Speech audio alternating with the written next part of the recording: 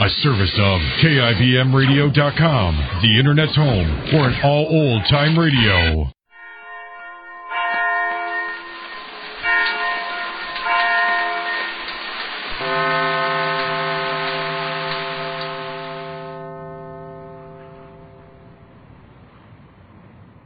Now, stay tuned for X-1 on NBC. Countdown for blast-off. X-5, 4, 3, 2, X-1, fire.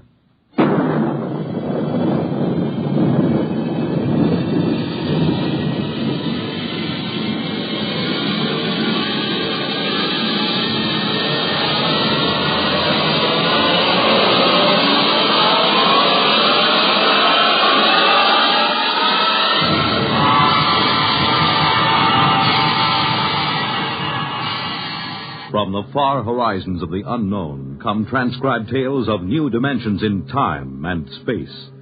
These are stories of the future, adventures in which you'll live in a million could-be years on 1,000 maybe worlds. The National Broadcasting Company, in cooperation with Galaxy Science Fiction Magazine, presents X-1.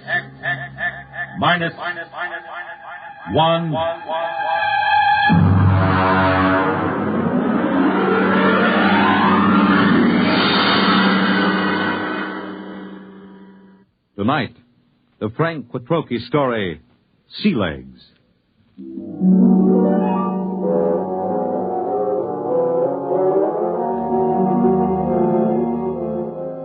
I stood in line at the Grav 1 desk with the old notch service record and tapes in my hand and waited for the board processing clerk to speak. The clerk seemed utterly indifferent to the excitement of the men in the line. I wondered how long he'd been out here on this godforsaken Zone 5 planet. Next. Name? Robert Craig. Occupation? Flight officer. Destination? Earth. Earth? Anything wrong with that? Well, I guess not. How long since you've been on Earth, Mr. Craig? Well, I've never been there. My parents left during the second colonization of Cassiopeia. I was born there. Have you ever been in a gravity system? Oh, just briefly. Under drugs, of course. You'll have to go through the gravity conditioning course. Yes, so I was told. Proceed to the airlock chamber on your right and follow the robot's orders. Good luck. You may need it. Next. I went into the chamber and stripped off my clothing while the robot droned its orders. Remove all metal objects from your person. Place them in the plastic tube at your left. Now stand underneath the decontamination tube. Depress the button with your right foot. This is all. Proceed through the green door to the psychometric section. Please respond quickly to orders, and so to not impede the progress of others. Next, please. The door to the psychometric section led into a pleasant but cold-looking room with a single metal desk. A man with a balding, high forehead sat behind the desk. Mr. Craig, have a seat. I'm Captain Wyandotte, the psychological officer. Nice to meet you. Yes, well, let's see your records. You list your destination as Terror. You're certain you wish to go to Earth? Of course I'm certain. You're somewhat aggressive, Mr. Craig. Look, I've been standing in line taking orders from clerks and robots for 6 hours. Every time somebody sees that I'm headed for Earth, I get the fisheye. Are they jealous or what? I hardly think so. You've been a spaceman for 16 years, Mr. Craig. You've been zooming around in the countergraph systems and the outer galaxies without any restraints or self-discipline. Have you ever spent 6 weeks strapped into a grav seat on a space rocket, Captain? There's a good deal of self-discipline involved in that. I think you will find things on Terror require a different kind of self-discipline, Mr. Craig. Well, I'm pretty much aware of what it's like. Are you? I suppose you've heard all the popularizations in the tapezines. Well, Mr. Craig, let me give you a word of caution. It's going to be vastly different. I'm prepared for that, Captain. Can we get going? Naturally. You will undergo a 20-day conditioning course. 20 days? Mr. Craig, you've been in space 16 years. Your body is conditioned to a normal state of free fall, or at best to acceleration. The return to gravity would kill you if you weren't prepared for it. All right, what do I do? Report to Centrifugal Department. Here are your papers. Oh, and Mr. Craig. Yes? Centrifugal is a rather trying ordeal. If during the course of treatment you should change your mind about returning to Earth, you're free to do so. Thanks. I won't.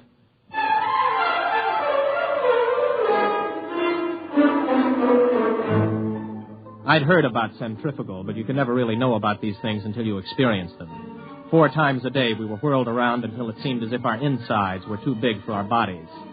On the 12th day, it got to be too much for me.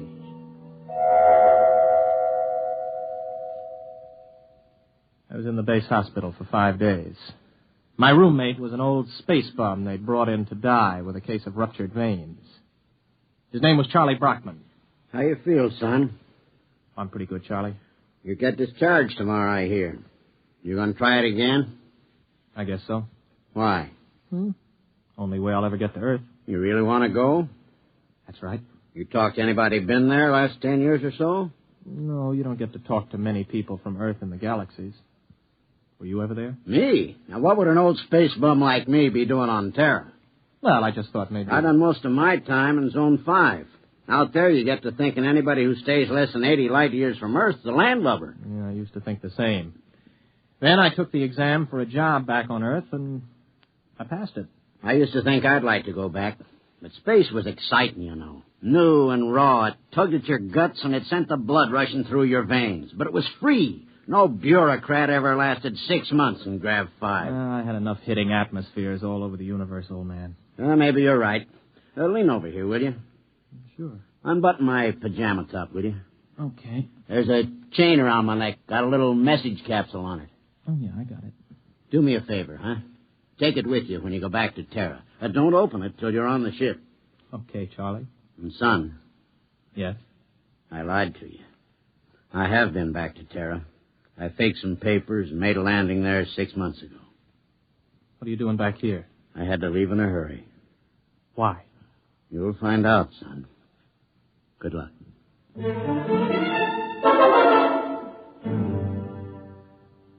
Charlie died the next day. A few hours later, I was visited by Captain Wyandotte, the psych officer. How are you feeling, Craig? Okay. You still want to go back to Earth? Yes? You're completely sure you want to live out your life there, to give up space service for it? Look, we've gone through this, Captain. Now, you tell me that spacemen don't settle down on Terra, yet you won't or you can't tell me why. All right, what's the pitch? Does the Space Service need men so badly that they have to make it impossible for us to go back? That, Mr. Craig, you will have to discover for yourself. You have my authorization to complete your conditioning and return to Earth as a private citizen. I wish you luck. You'll need all you can get.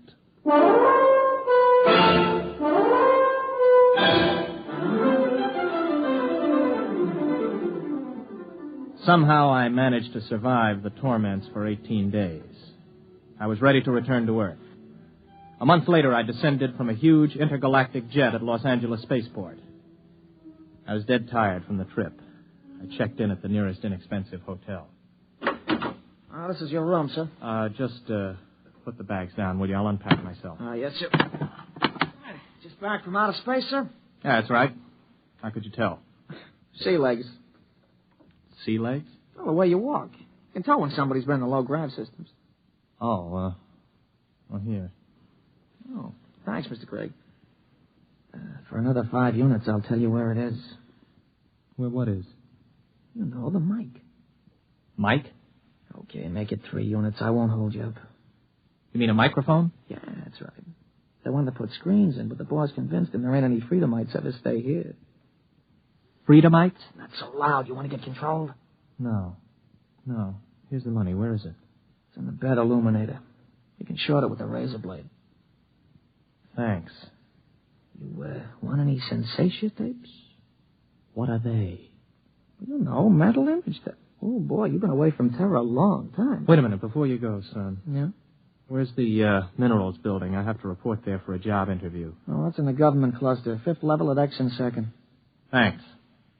I'll want breakfast about 8 o'clock. Well, I'll need your ISS units. My what? Your ration units. I don't have any ration units. You have your ident card? Look, I just got here an hour ago. Oh.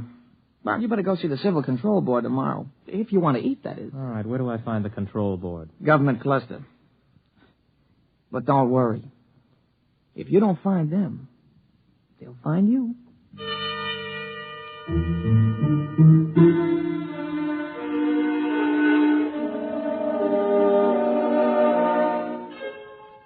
I went to sleep that night with the uneasy feeling that somebody was watching me. It had been a weird day. I hadn't exactly liked it.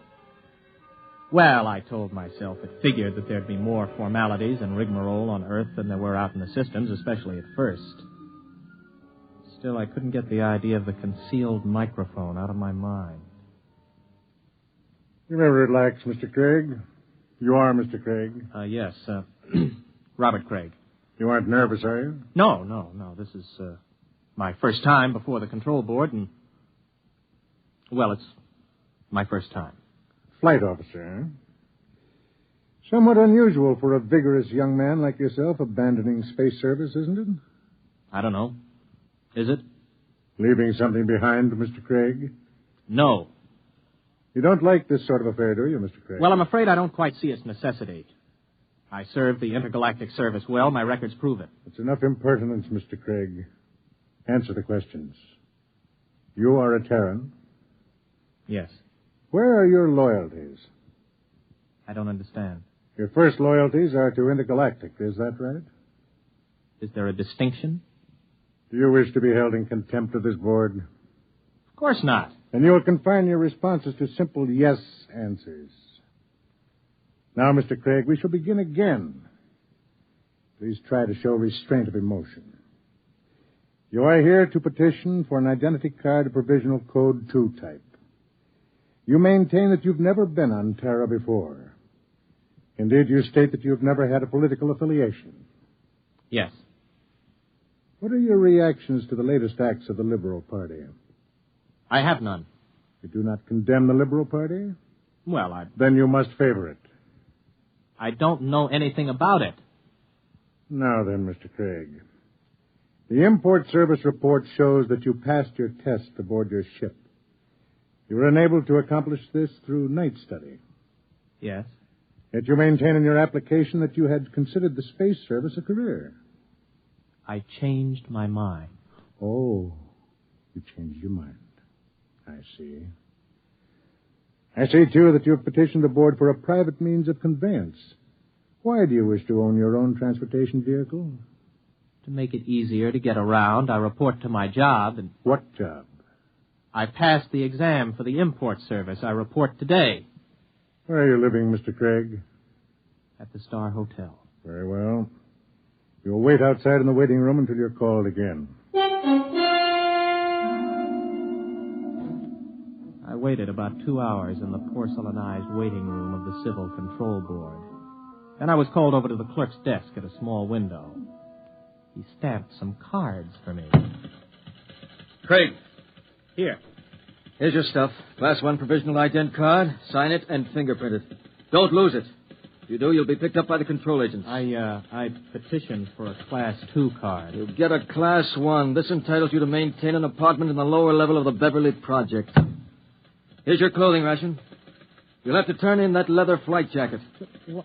No, wait a minute. I had this made on Chuan. Listen, I can remove the insignia. That is not the point. Your clothing ration is defined by law. There are no exceptions. This is your food ration. What's all this medical stuff on the card? You are rationed fairly in accordance with your particular metabolism. Oh, you're kidding. I do not kid, Mr. Craig. Well, what about a car? I asked to be allowed to buy a car. I see. Your petition to be permitted to purchase a private means of transportation is hereby denied.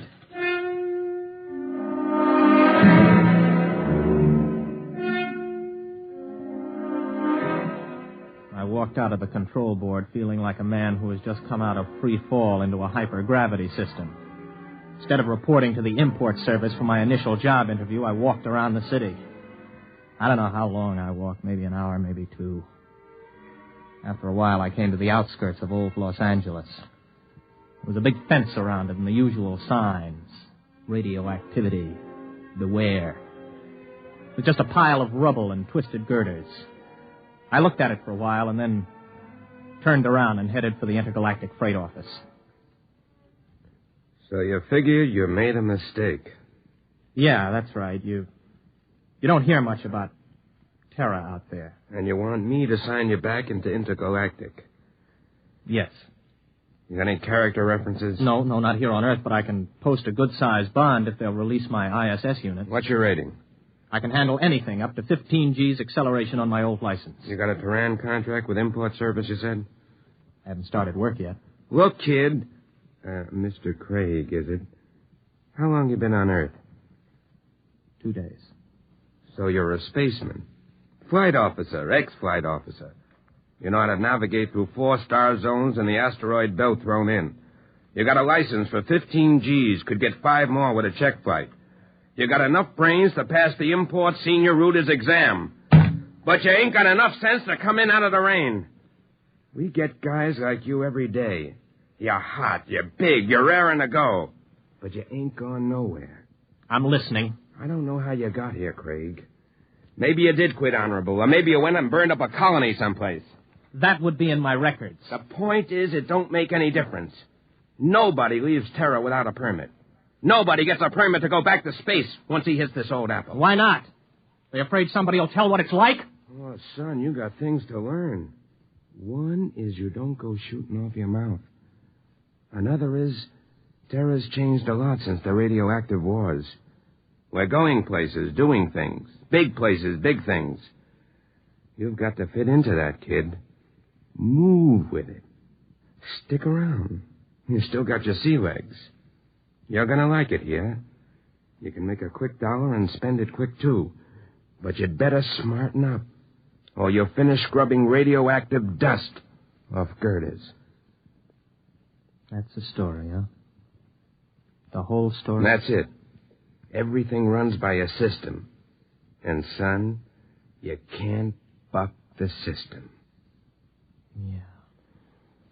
I don't suppose there's any place around here a guy could get a quick drink. Oh, yeah, out at the end of Y Street, they got a little place you can buy Acadian tars. Pluto's, they call it. Thanks. Yeah, get it out of your system, then settle down. That's my advice. Thanks. So long. Get me the control agent. He just left here. He's on his way to the Pluto Cafe.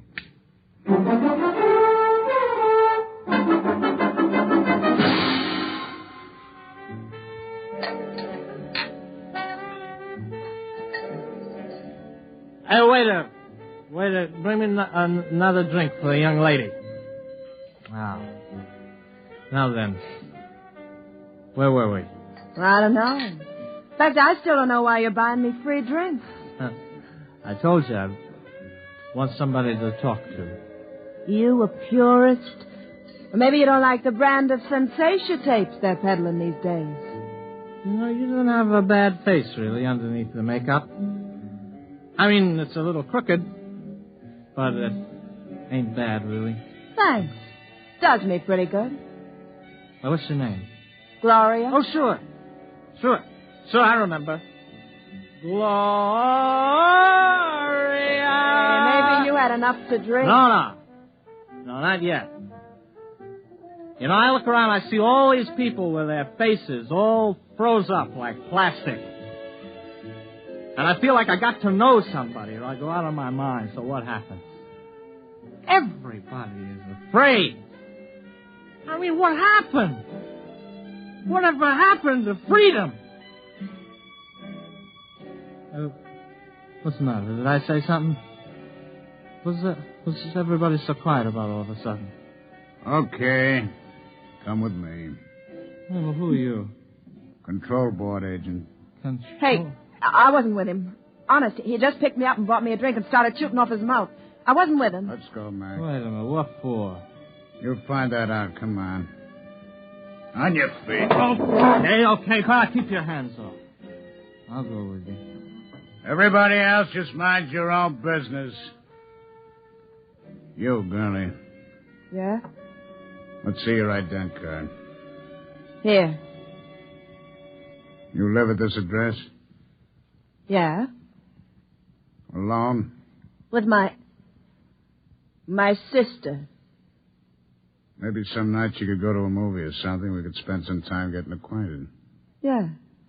Yeah, sometime. Good, I'll call you. Hey, I need my dent card back. I can't get rations without it. I'll keep it. Bring it back myself. Wants to give the girl her card. No!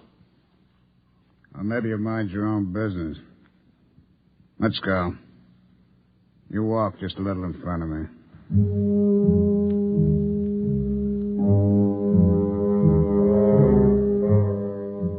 He was a big man, maybe 250 pounds, and he shuffled when he walked. He'd hit me right across the right shoulder with a sort of rubber truncheon. Now it began to ache. We're walking along a sort of back street. Everywhere in the universe there were such streets. Streets where you could find freedom in anonymity, a compromise between lawlessness and law. They are permitted by the authorities because it is necessary to have a place for those who are not permitted elsewhere. Okay, step into the doorway.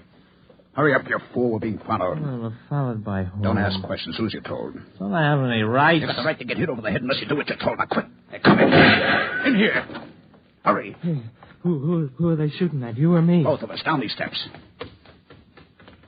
Stop! Stop or we'll fire! Through this door. Now, duck behind that pillar. Don't make a sound. You see them? 9 trays! Come on, they probably slipped out. Walk through the tunnel behind you. One false move and you're finished.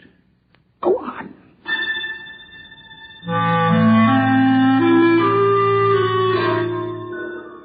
From the direction of the tunnel, I guessed it was part of an old sewage system that led toward the ruined city. I don't know how long we walked, maybe an hour. Finally, we came to a small wooden door. Stop here. Okay, let's have it. What? Have what? The tube. I don't know what you mean. Our detectives picked it up on you the minute you got off the plane. You're carrying a radioactive message tube with a periodic emission signal. I'll need to have it before we can go any further. You mean the tube that old Charlie gave me? Old Charlie? Yes, Charlie Brockman. The old spaceman who was in the hospital with me. Where is it? I think it's in my pocket. I never even bothered to open it.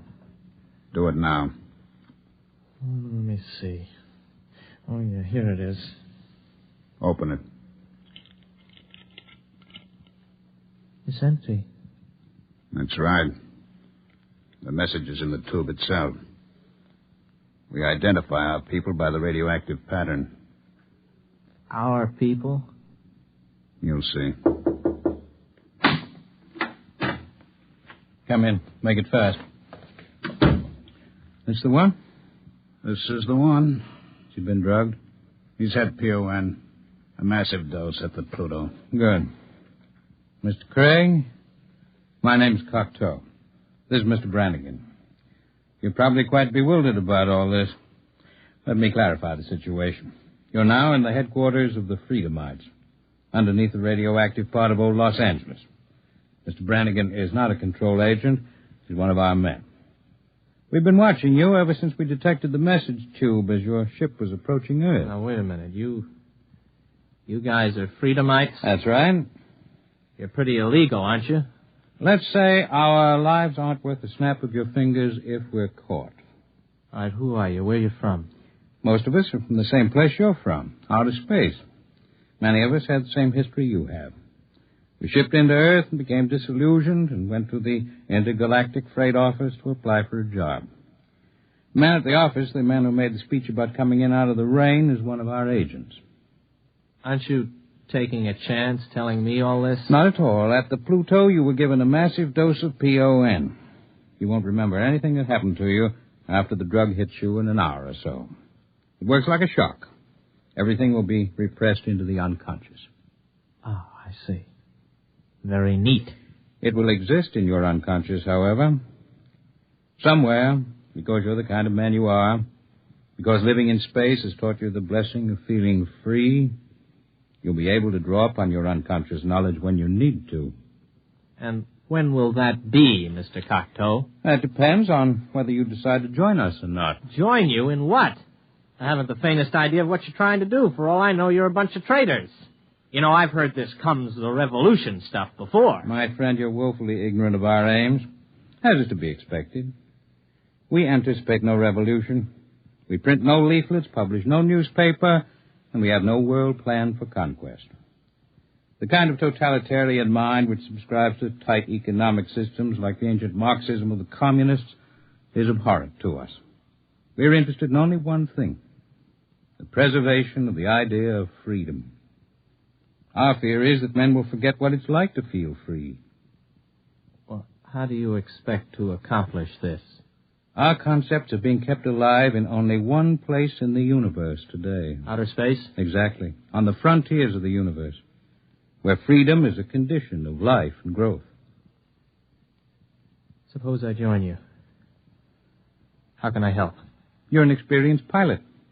We have enough connections to do some plastic surgery on your face and get you a position piloting a spaceship again. You'll remember nothing of your mission, but you will remember that you have been back to Earth, what it was like.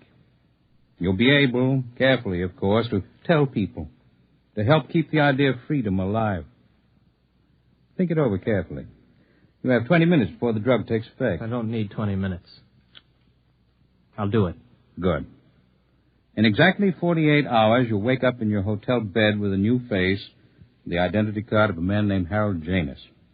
You'll not remember how you got them or why, but you'll know what to do with his identity. He is, or was, master navigator on the Earth-Mars run.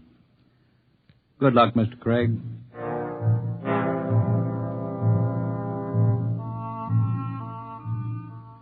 I woke up in the hotel bed, feeling like a man who has hung one on but good.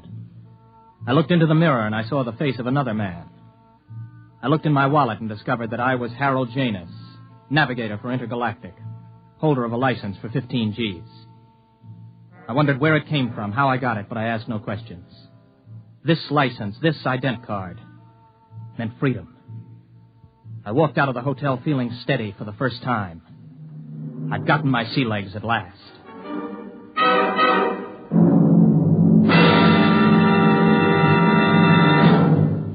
You have just heard X-1 presented by the National Broadcasting Company in cooperation with Galaxy Science Fiction Magazine, which this month features The Venus Trap by Evelyn E. Smith. One thing man never planned to take along into space with him was the eternal triangle, especially a true blue triangle like this one. Galaxy Magazine, on your newsstand today. Tonight, by transcription, X-1 has brought you Sea Legs, a story from the pages of Galaxy, written by Frank Petrocchi and adapted for radio by George Lefferts.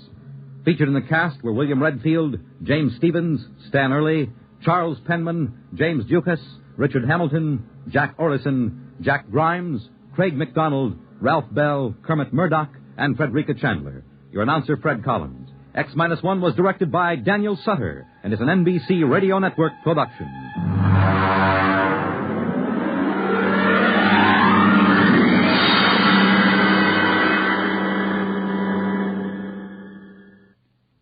Hear Politics and Primaries, Dateline, Ohio, and Indiana, tonight on NBC Radio. When Jerry and Joan went down into the lower levels of the Magic Island, it was a desperate chance, but they succeeded in flooding the power rooms and cutting off most of the power on the island. Now they are in the radio chamber, sending instructions to Johnson, who is waiting north of the island, with another boat to aid in their escape. Captain Tex Bradford, Mrs. Gregory, and their crew are hidden in one of the captive boats, while Mrs. Gregory's yacht has been drawn into a lock and will be submerged with the island.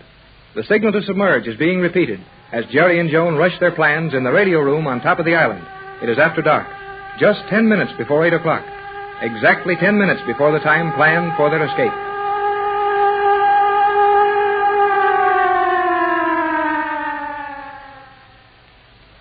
That's all I've got time for now, J12C. Things are happening pretty fast here. We'll let you know as soon as you can safely call us on another wavelength. Right, Jerry. I'll be standing by exactly as directed in your last message. Good luck, call. I'll keep it open till you call again. Okay, Johnson. That's all. Gee, Joan, are you sure it was safe for me to come right out and talk to Johnson like that?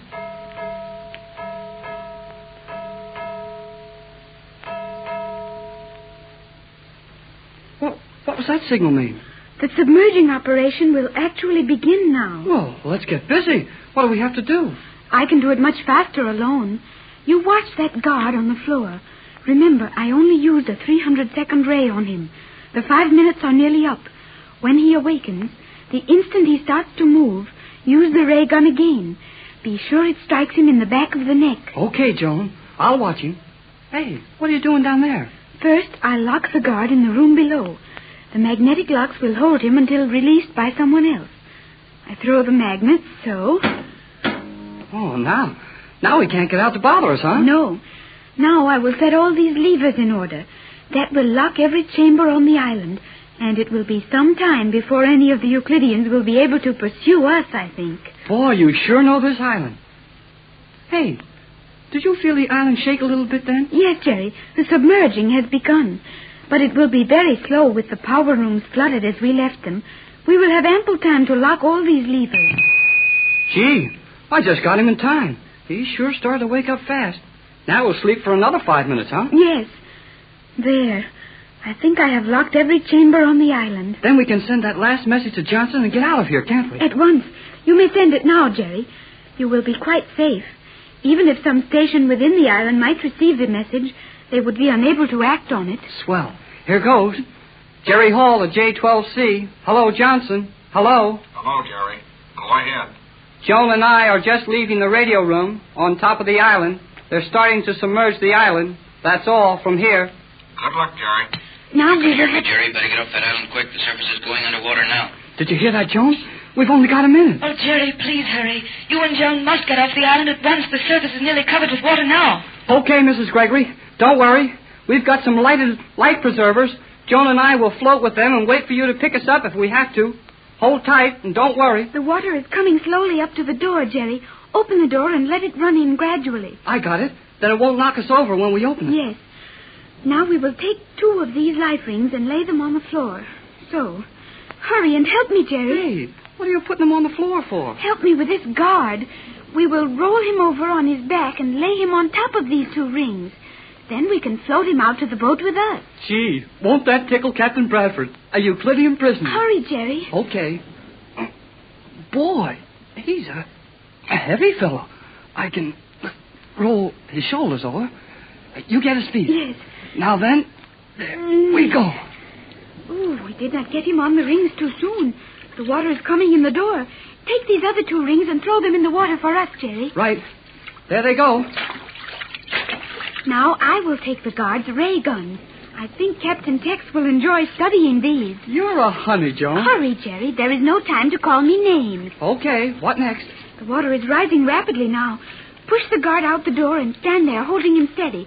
I will bring our life rings with me. Okay, I'll push him out all right, but you'd better hurry and come too. This water's getting pretty deep here. One moment, Jerry.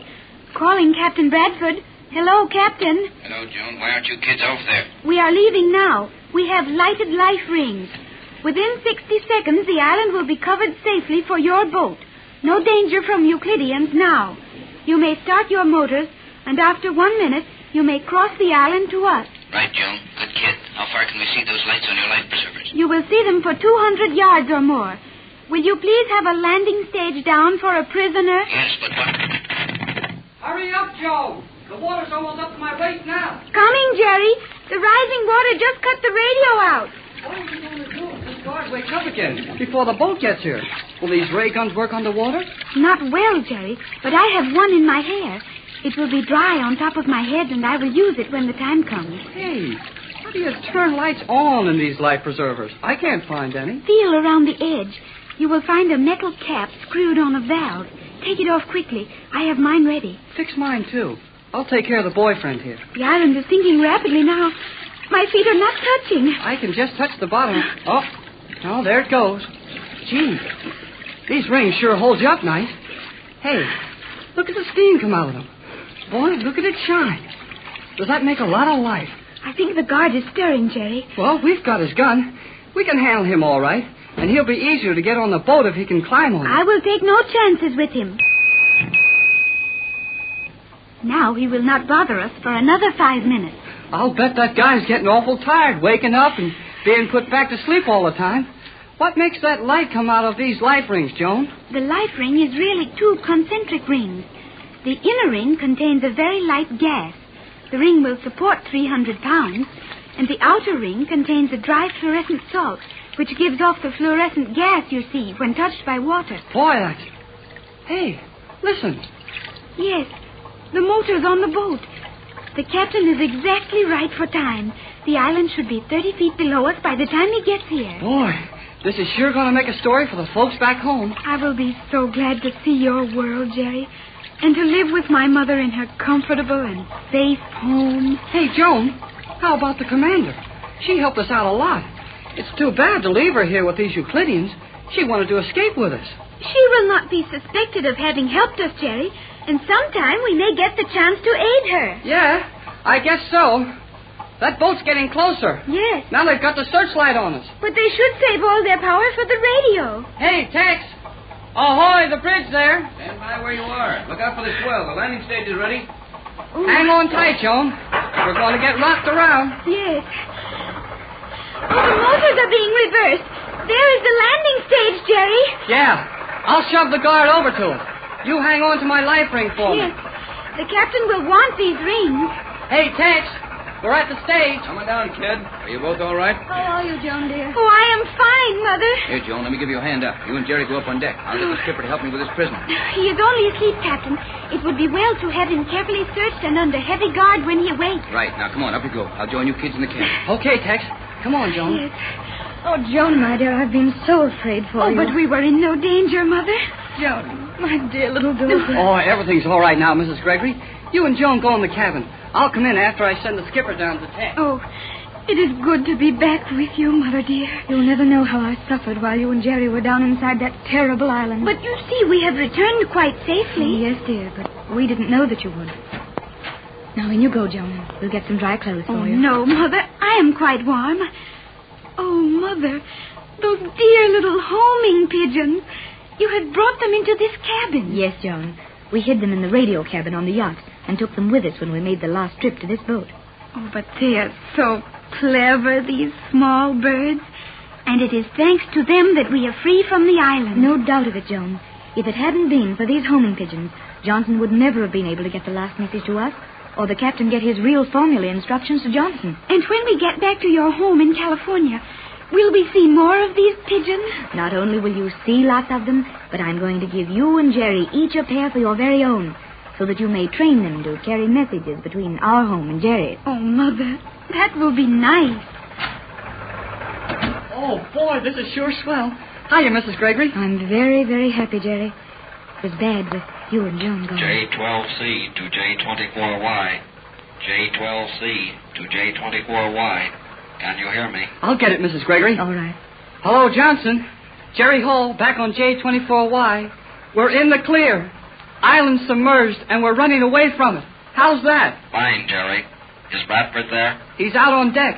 Hang on, and I'll get him. Here's Tex now. It's Johnson, Captain. Okay, Jerry. Hello, Johnson. We got away right on time. Where are you? Due north of island. I have arranged fuel supply for you 50 miles north of island. Can you make that? We'll make it wide open. Good man, Johnson. That all? That's all. And good luck, everybody. Oh, Captain, we are really free. Yes, isn't it wonderful? Yes, Pat. You've actually found Joan, and we're safely on our way home. Hey, Joan, how did you get the little homing pigeons in here? Mother had them brought in, Jerry. Are they not nice? Boy, those little guys sure saved all of us. So happy. We're really going home. Yes, Pat. It's been pretty bad at times, but it'll be a wonderful experience to come back someday and take charge of that island with plenty of help. Boy, gee, that'd be swell. Yes, Jerry. But now, let's think of nothing but home. Home. Yeah. Gee. Home.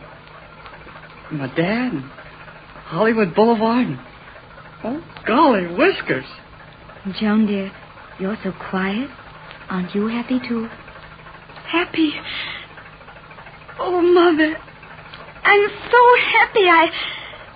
Oh, Golly whiskers!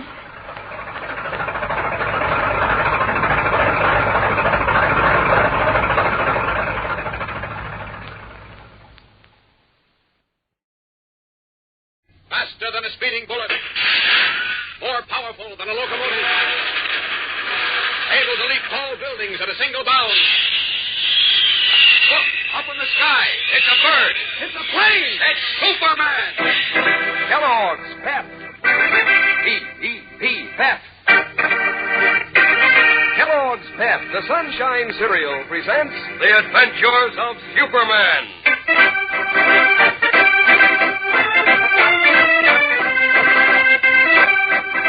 Today, our Man of Steel, through his usual superpower, having located Clint Morgan's secret whereabouts, rockets to the little town 50 miles away to continue his search.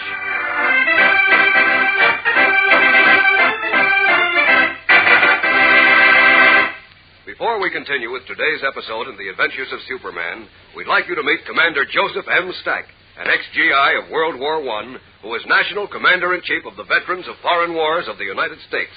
Commander Stack. Hello, fellows and girls. Ever since the very first time we heard Superman over the air, I guess every American has cheered him on in his daring and dangerous adventures.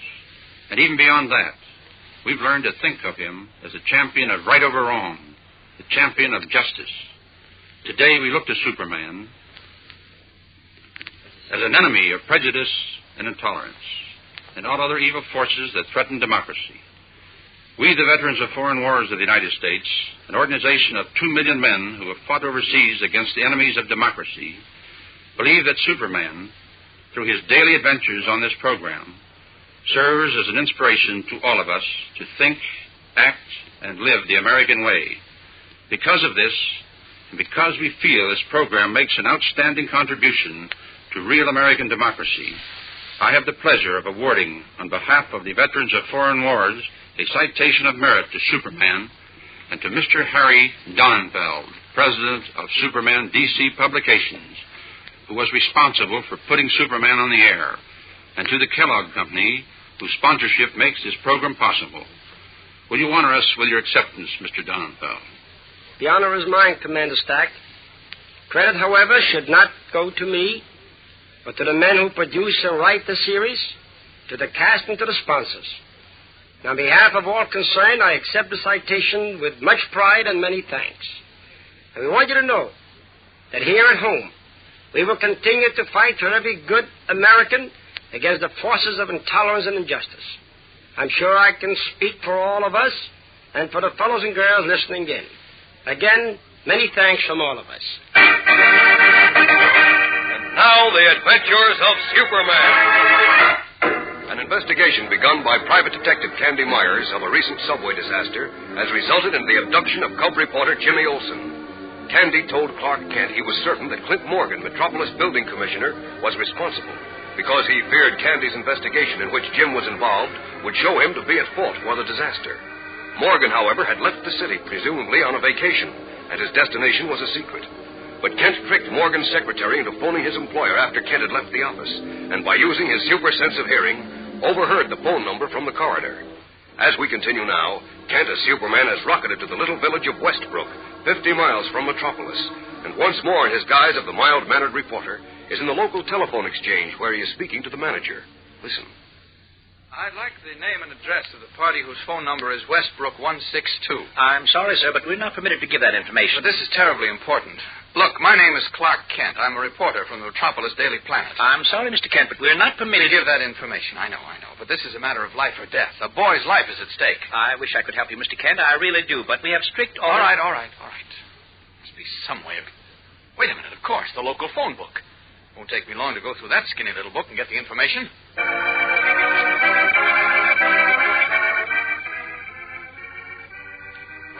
Westbrook 250, Westbrook 377, 324. Oh, here we are, Westbrook 162. Now, let's see. Happy Acres Farm. What a name. Pond Road.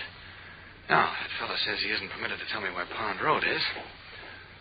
Did you find it, Mr. Kent? Yes, it's Happy Acres Farm, Pond Road. Now, I'm very glad. You really had me quite worried when you said a boy's life was at stake. But Yes, as I said, we have very strict rules. I understand. Now, tell me, please, where is Pond Road and Happy Acres Farm? Well, it's several miles away, much too far to walk. Please, just tell me where Happy Acres Farm is. I'll manage to get there, all right? Well, just as you say. Now, you go about 5 miles out on the highway until you come to a crossroads. There's a small store there with 2 gas pumps. You can't miss it. You take the right After getting the directions, Clark Kent leaves the telephone exchange hurriedly, steps behind a large tree, and strips to the blue costume and red cape of Superman. Then, up, and away!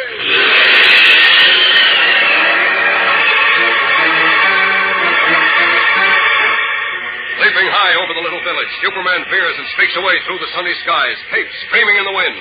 He rockets above brooks and woodland, plowed farmlands, swerves right at a crossroads, and then checks his flight above a huge farm surrounded by freshly painted white fences and red barns. There, on the veranda of a house painted a dazzling white with vivid red shutters, he sees a middle-aged, paunchy man in shirt sleeves who stands scowling, his hands sunk in his pockets. Well, that's Clint Morgan on the veranda. But I don't see anyone else, except some farmhands in the fields and barns. No sign of Jim. Well, I'll drop down behind that grove of trees, get back into Kent's clothes, and have a showdown with Mr. Morgan. Now!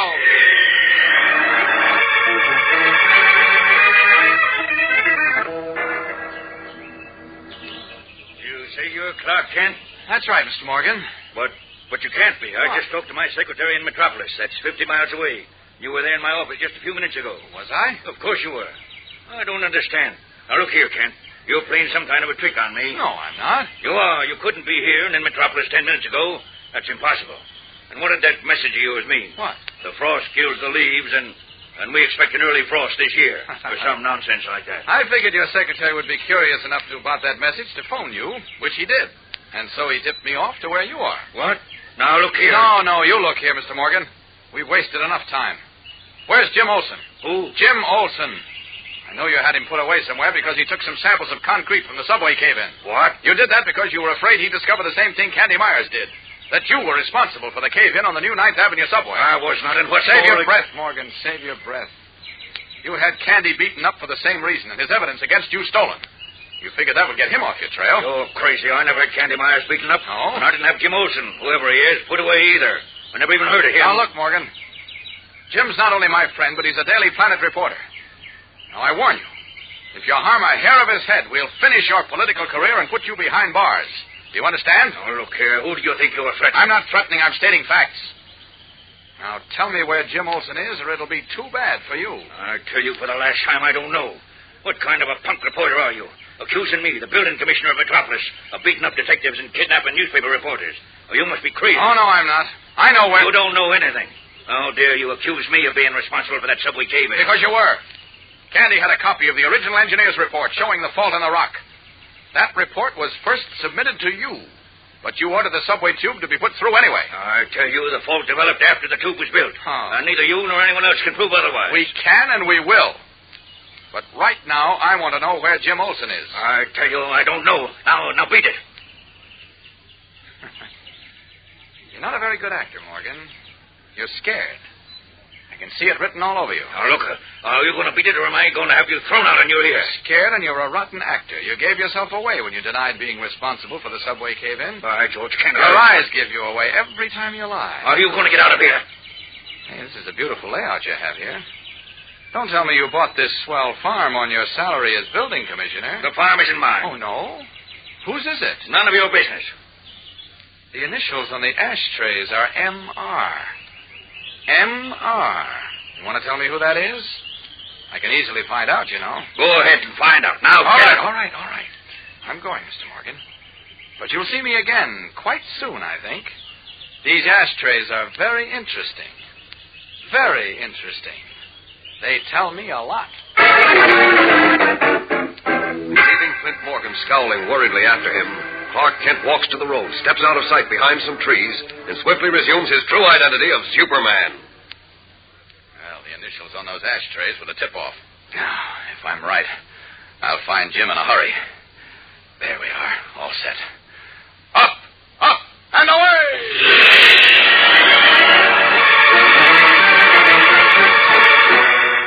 more taking to the skyways, Superman streaks back toward Metropolis, where at this moment in Perry White's office in the Daily Planet, the gray-haired editor is saying to Lois Lane, it's after 4 o'clock and still no word about Jim. I don't know what to think, Lois. Just relax, Chief. Candy Myers said Clark Kent told him he knew where Clint Morgan is. Now, Candy's sure Morgan had Jim abducted, so that I don't believe it. But Candy said I don't that... care what he said. I've known Morgan for a long time. He's a holdover from the old Mart Higgins regime. And I wouldn't trust him as far as I could throw the insurance building. Look... But he's a pussyfooting politician, not a rough, tough ward boss like his old Chief Higgins. He hasn't the nerve to get mixed up with beating detectives and snatching reporters. But Candy is sure Morgan knows where Jim is. And if Clark does find Morgan... Oh, there's nothing in it, I tell you. Nothing in it. Don't say that, Chief. Please. It's our only chance. It's our last hope. Okay. I know we're not licked yet, Lois. I'm counting on Inspector Henderson and his force. I make a lot of cracks about Henderson when I'm mad. But he's a fine young man. What the... It's terrible. What's terrible, Beanie? Come on, quick. Oh, golly, creepers, come on. What are you talking about? In Mr. Kent's office. Oh, golly, oh, my gosh. Oh, come on, Chief. Let's see what Beanie's talking about. his hair standing on end, his eyes popping, copy boy Beanie Martin turns and races toward Clark Kent's office, closely followed by Perry White and Lois Lane. What has happened? We'll know in a moment when we return for the startling climax of today's episode. So stand by. Say, gang, did you ever meet up with a fussy Freddy? You know, he's the sort of fellow who kind of nibbles at his food, never really digs in and enjoys his meals. Well, if you've got any fussy Freddys around your breakfast table, just put them next to a dish of Kellogg's Pep. Why, you'd have a hard time finding anybody who'd pass up the good eating in these crisp golden flakes of whole wheat. That cool, catchy Pep flavor gets them time after time. Sure, Pep is an appetite tickler from way back. And say, speaking of tickles, who isn't tickled with those swell Pep prizes? 3 different kinds of prizes, one or the other in every package of Pep you open. Remember, you may find one of 24 keen bird pictures with a description to help you identify these birds in the air. Or you may find a colored cardboard model of a fighting plane, easy as anything to assemble, and you can collect all 7 of them. Or you may find a bright colored comic button picturing a famous character from the funnies, one of 18 to pin on your jacket. All 3 kinds of Pep prizes are top-notch collector's items. So hop to it and ask Mom to get you Kellogg's Pep, the Sunshine cereal first thing. Beanie Martin has just brought Perry White and Lois Lane to Clark Kent's office. There, rushing to the window, Beanie points upward with a shaking hand to where, 45 stories above the street, a human figure dangles from one of the massive hands of the clock on the insurance company building. Good heavens. Chief, look. Now, look at the guy hanging from the insurance company clock. Good country, how do you ever get up there? I can't imagine. Oh, dear, he'll Now, fall. just these binoculars. I got him from... Oh, golly, look. Let me have him, Beanie. Oh, Chief, if the clock hands break... Oh, there, I can see him clearly now. Great heavens. Yeah. You see, Miss Lane? See what? It's Jim, Chief. Jim? Yes, that figure dangling from the clock is Jim. Jim Olsen. Her face like wax. Lois stares through the binoculars to the clock 45 stories above the street, where the tiny figure of Jimmy Olsen swings precariously from one of the clock's great hands. At any moment, the clock hand may break, or Jimmy may lose his grip. How did he get in this amazing and perilous predicament? And what will happen? Tomorrow's exciting episode tells the story, fellows and girls, so don't miss it. Tune in, same time, same station. And remember, for breakfast, it's Kellogg's Pep. For excitement, the adventures of Superman.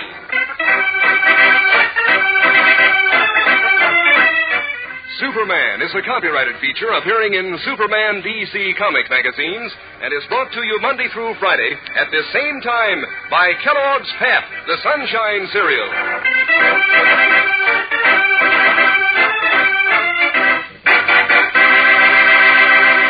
Say, gang, what makes a famous name famous? Well, Kellogg is famous as the greatest name in cereals. And one reason is Kellogg Shredded Wheat. Those are the plump, tender biscuits made to fit your breakfast bowl.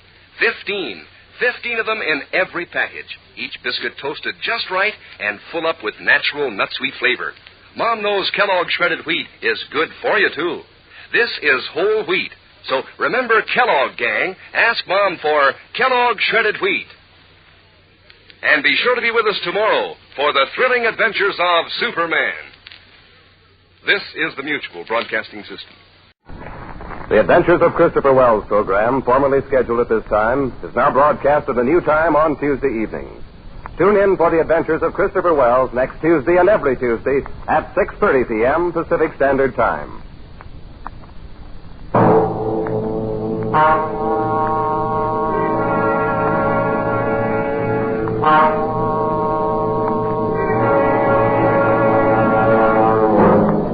You're alone in Paris, unable to speak the language, unable to cope with a gigantic conspiracy which seeks to convince you that you are mad. You are the victim of a plot from which there is no escape.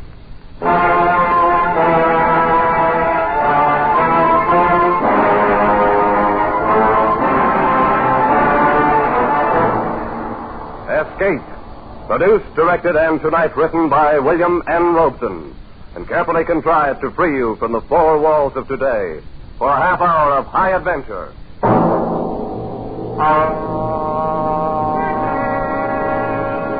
Tonight we escape to Paris at the time of the Great Exposition, and one of the recurring legends of our time, in Alexander Wilcott's version of the story of the Vanishing Lady.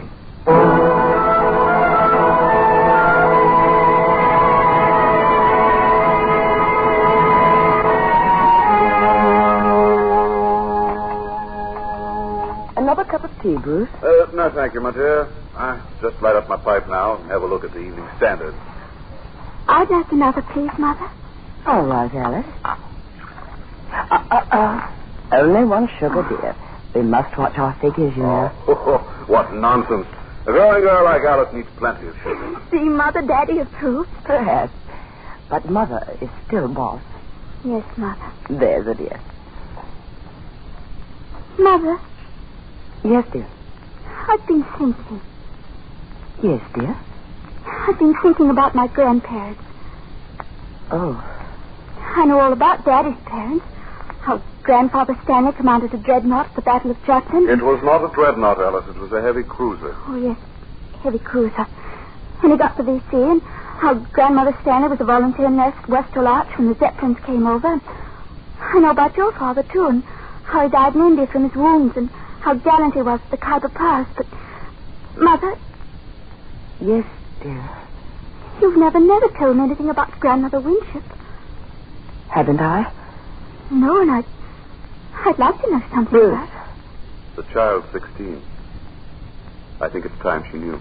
But, Bruce... And you'd probably feel best to get it off your chest. What, Mother? What is it? Well, my dear, I've never talked about your grandmother because I've always half believed that someday, somehow, she would come down our garden walk and... I know it sounds silly, and explain where she's been for the last 20 years. Why? What happened to her? I don't know. And I don't suppose I ever will. Cynthia, darling, if it's going to upset No, you... Bruce, you're quite right. It would be best to get it off my chest, as you put it. As you know, Alice, I was born and brought up in India. And I was about your age when my father was killed in the Khyber campaign. Mother decided to leave India for good and return to her old home in Warwickshire. However, since it was necessary for her to go to Paris to attend to some details of my father's estate, she decided that we should leave the P&O boat in Marseille and proceed by train.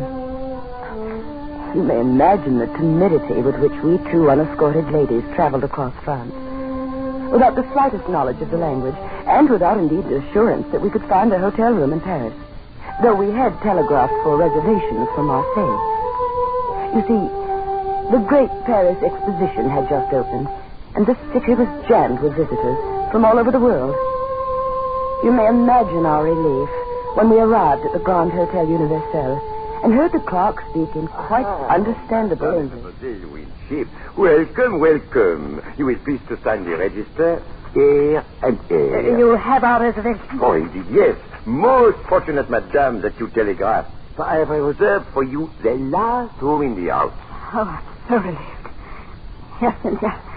You may as well learn now to sign a register for yourself. Oh, yes, Mama. Where do I write? There in that line. Oh, yes, I see. Voila. You are fatigué from your journey, no? I shall have the boy show you to your rooms at once. Chasseur! Oui, monsieur. Le tarpentois 142 pour mademoiselle et madame Winship tout de suite. Ah, bien, monsieur. This is your baggage, madame? Yes, B6. Le voilà le bagage. Il y a 6 pièces. You'd best carry the little one with the medicine in it. Yes, Mama. Thank you. I'll take that one. The little red one. Très bien. This way, ladies. Keep your eye on that porter, Cynthia. I don't trust this Frenchman. Oh, Mama. I don't think he'll make off with our things. Here's the list. Troisième étage. Troisième. Oh, I do wish we could have gone straight on to Southampton. But you'd only have had to come back across the channel to see the solicitor, Mama. We really saved time this way. I suppose I wish we hadn't come to Paris at all. Such a sinister place. Oh, Mama. Voilà, le troisième. This way, ladies. To the right. Attendez. Eh bien? 338, 340, 342. Oh, voilà. Entrez, ladies. Thank you. Oh, what a lovely big room. And look, Mama. French windows. And the park out there. No, thank you. With the statues on it. Merci. Oh, look at the river over there. And those beautiful, beautiful bridges. Oh, Mother, it's something out of a book. Yes, my dear. That's the trouble with Paris. It's so attractive. But underneath it's evil. And look at the furniture. The gilt clock. And this lovely marble table. Oh, Mama, everything is so French. I'll be very glad to be on my way to where everything's English by this time tomorrow. Now, come away from that window and help me get into something comfortable. Yes, dear. Yes, Mama, of course. I don't know when I've been so tired. I just can't seem to catch my... Mama, what's the matter? Mama, speak to me. Here, I'll get you up into the bed. There. Now, let me loosen your corset. Here, Mama, here are the smelling salts. Breathe deeply, darling. Mama. The telephone. I've got to get a doctor.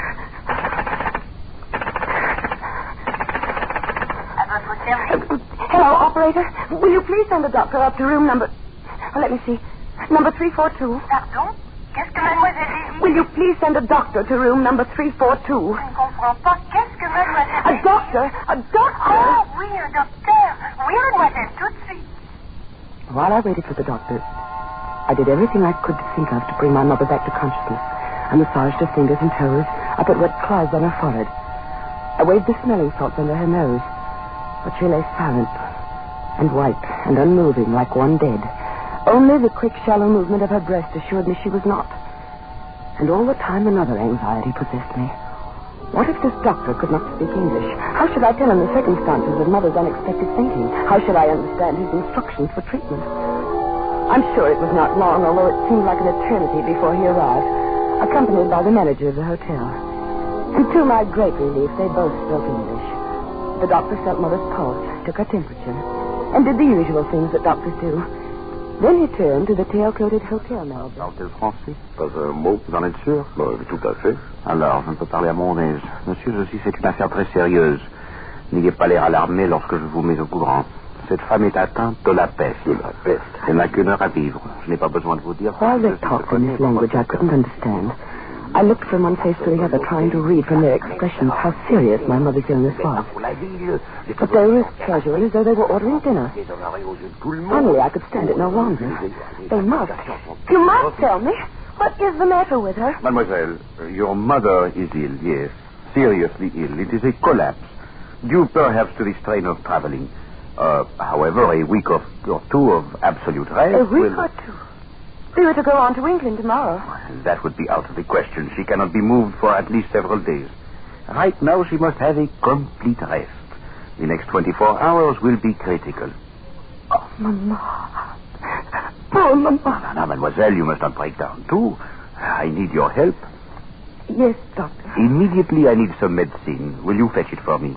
Why, yes. I must not leave your mother for a moment during these critical hours. Here, I will write down this address and a little message to my wife. Your wife? Yes, I have the medicine already prepared at my home. It will be faster to go there for it than to a pharmacy. There are a few chemists who have the ingredients. But couldn't you telephone? Alas, I have no telephone. Well, then a messenger, perhaps. Oh, mademoiselle, you do not know Paris or Anvers. With the exposition opening, nowhere can you find a reliable messenger. They are all selling souvenirs. No, mademoiselle, you will accomplish the errand more rapidly yourself. Voici l'adresse. Here's the address, 24 bis Rue Val-de-Grâce. And here is the message to give to my wife. But I don't know Paris at all. I'm a total stranger here. I'm sure the manager here will give the necessary instructions to the cabby. Indeed, I will. If mademoiselle is ready? Before I quite knew what was happening, I was seated in a rickety taxicab outside the hotel, with the doctor's message clutched in my hand, while the hotel manager gave a voluble direction to the cabby. Pour assez grand pour remplacer cette vieille bagnole. Allez au petit pain, hein? Prenez la piste la plus circuiteuse et surtout ne soyez pas de retour en moins de 2 heures. Entendu? Entendu. Bon. It is arranged, mademoiselle. Jacques here is one of our most trusted cabbies. He will get you to the doctor's house and back in safety. Oh, thank you so much, sir. And you will look after Mother, won't you? Oh, indeed I will. Of that you may be sure.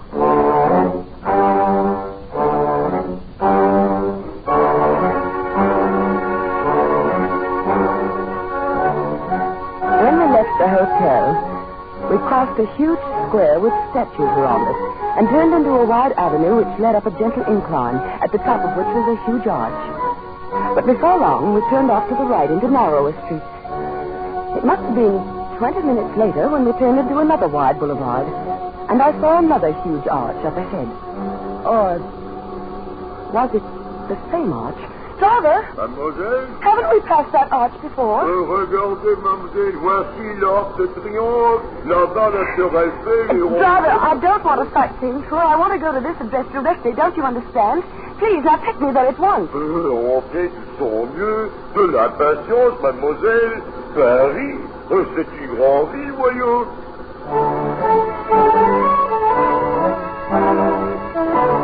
At last we turned into a narrow street and pulled up before a grim grey house. The blue enameled sign on the wall read number 24 bis. I jumped out of the cab almost before it stopped, rushed up the 3 stone steps and pulled at the brass bell knob. Oh, hurry. Hurry, hurry, please. Oui? Oh, the doctor sent me for some medicine. Here, please read this. Retenez cette jeune femme aussi longtemps possible. C'est de la plus grande importance pour l'avenir de Paris et même de la France.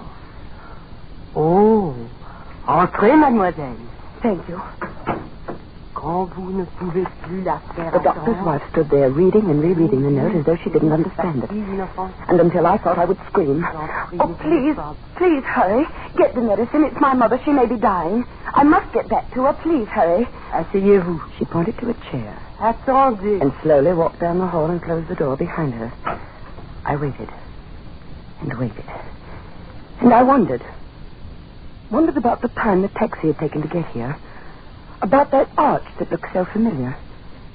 And I was torn by the 100 nameless anxieties that torture you when your nearest and dearest is ill. And then I heard something that froze my blood. A telephone. A telephone clearly ringing somewhere in the house. But the doctor had said he had no telephone. That was the reason I must come all the way for the medicine. No, it couldn't be in this house. It must be next door or across the street. Of course, that's where the sound was coming from. Hello? But no. Oui, elle est ici maintenant. It was the voice of the doctor's wife answering the phone. Oh, no. No, what monstrous plot was this? I felt my scalp crawl with terror. Brain pounded, my head felt as though it would burst. I wanted to scream, to run out of this awful house, to run all the way across Paris to the bedside of my mother. Voilà, mademoiselle. Oh, thank you. Thank you. Au revoir, mademoiselle. Now, driver, please. Please, in the name of your own mother, hurry back to the hotel as fast as possible. Please. Ah oui, entrez de son mieux, mademoiselle.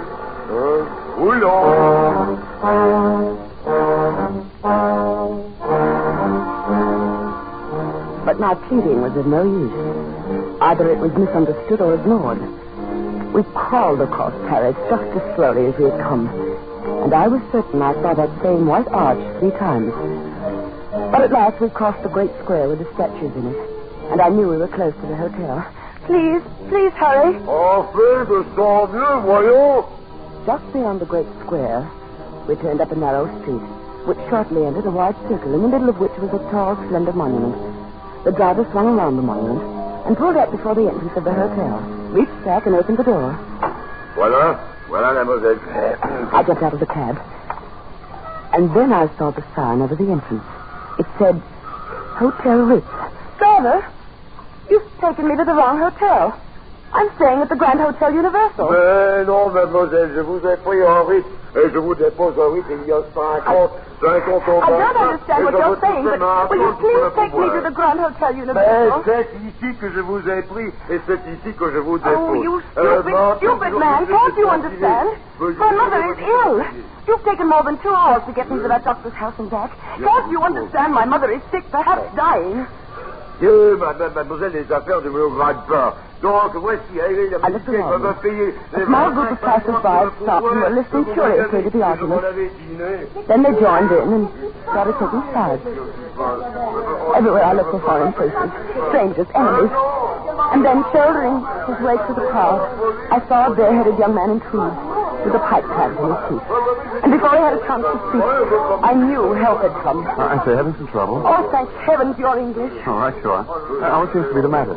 I told him rapidly as I could, and he paid the mulish cabby. Merci, monsieur. Popped me into another cab, and 5 minutes later we walked into the lobby of the Grand Hotel Universal. The manager was behind the desk.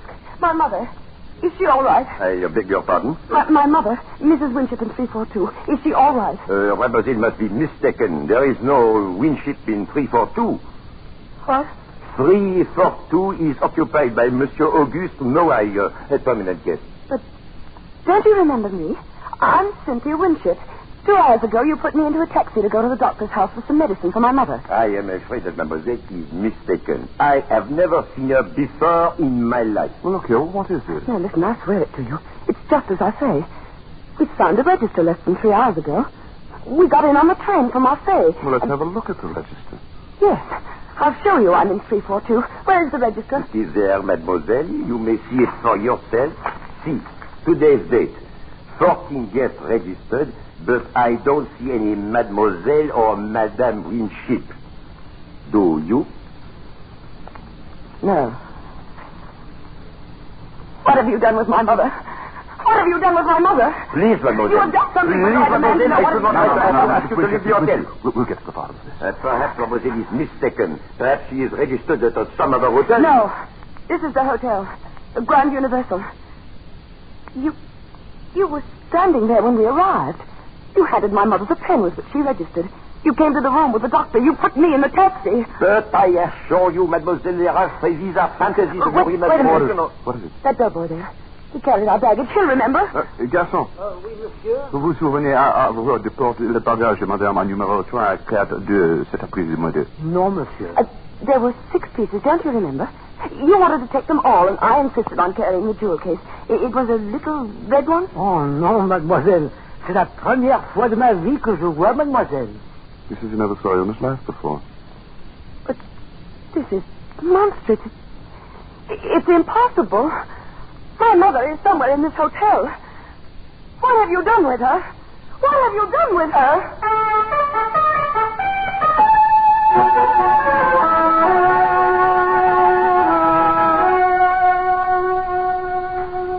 Now then, how do you feel, Miss Winship? Better, thank you. This soup was very nourishing. No, won't you have something else? Salad, bit of roast? Thank you, no. A cup of tea, perhaps? Certainly. Gaston?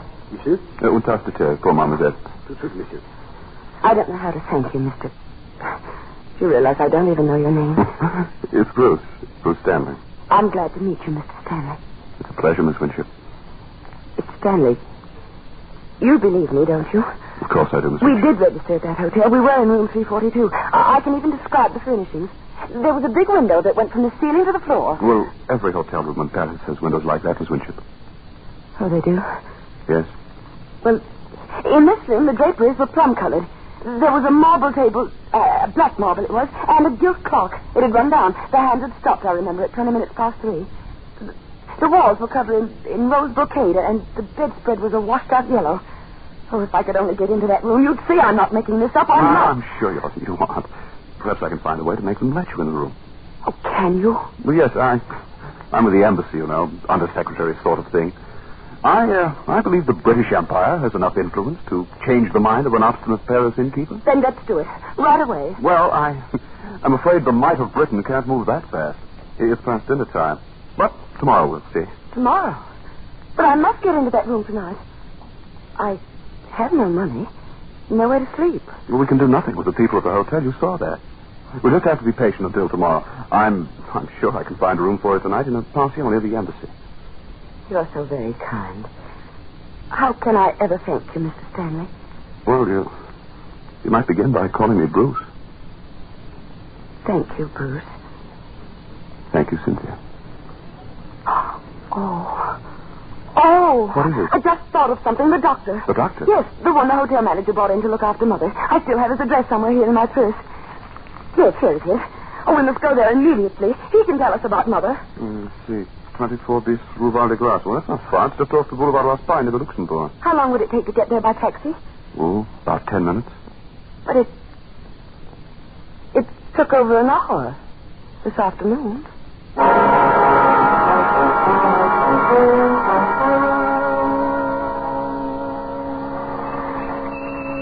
Voilà, monsieur, 24 bis, Rue Val-de-Grâce. Well, here we are. Yes, this is the place. Attendez, mon vieux. Très bien, monsieur. The house is dark. It's quite late. Well, I don't care. We've got to find out tonight.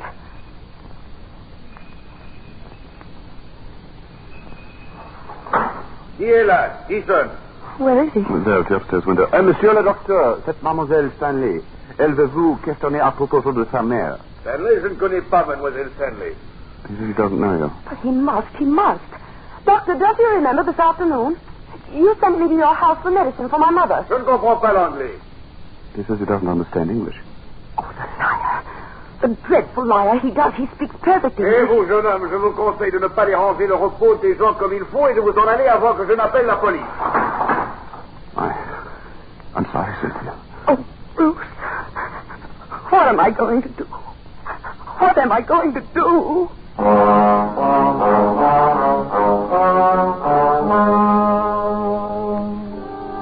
If it hadn't been for Bruce, I'm certain I should have gone out of my mind. He found a room for me at a pension near the embassy, where I spent a sleepless night of anxiety, almost beyond endurance. Bruce called for me at 10:30 the next morning and took me back to the hotel.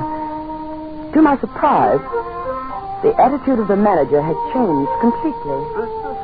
Mademoiselle may inspect room 342. We are only too glad to convince Mademoiselle that her mother is not and never was in the Grand Hotel Universel. Why, I personally will escort you to the room. This way, please, to the ascenseur. Oh, Bruce, that terrible man. That horrible... Don't let him upset you. Monsieur, troisième étage. Bien, monsieur. Now, remember what I told you last night, Bruce. You'll see plum-colored draperies, black marble top table, those walls, and a gilt clock with a hand stopped at 20 minutes past 3. You'll see. Yes, Cynthia. Voilà, le troisième. This way, gentlemen. It was room 342. You wish to see Mademoiselle? Yes, that's right. Third door to the right. So. You see, Bruce? I know where it is. Yes, madame. Here we are. Voilà. Enter, please. Now, Bruce, you shall see the yellow bedspread. Oh. Not quite the room you just described in the elevator, mademoiselle. The drapes are royal blue. No. Oh, a little dusty affair. I must have this room renovated. You see, there is no marble top painting. No. The clock, as you notice, is running. No. And right on time, it seems. The walls are not rose bouqueted, but yellow-flowered wallpaper. No. Now, my dear mademoiselle, you see how thoroughly mistaken you are. No.